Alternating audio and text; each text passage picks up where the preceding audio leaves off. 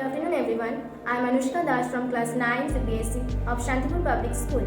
Today I am going to explain a model on plant cell which I made. So this is the structure of plant cell. This is the outermost covering of plant cell which is known as cell wall. Then this one is called cell membrane, which is the additional support of plant cell. Then this greenish part which we are seeing here is known as cytoplasm. Cytoplasm is the jelly-like fluid on which all the cell organelles are floating.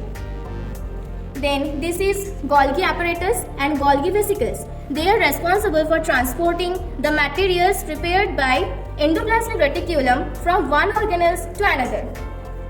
Then this is the vacuole, which is known as storage sac of the cell. Here proteins, then amino acids all are stored here. This is graphite crystal and this one is Drew's crystal. They are all having various functions. Then this one is known as chloroplast. These are called chloroplasts. They are storing chlorophyll, which is responsible for photosynthesis in green plants.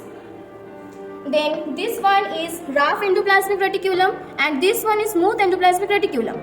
Smooth endoplasmic reticulum is responsible for detoxifying several poisons and drugs which are very harmful for cell organelles. And this one is known as ribosome.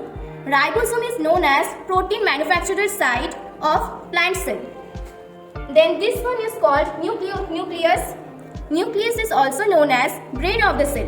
Why? Because nucleus is storing chromosome and chromosome is having DNA which is responsible for carrying hereditary materials from parent cell to their offspring during reproduction. And this is nucleolus, which is the most condensed part of nucleus.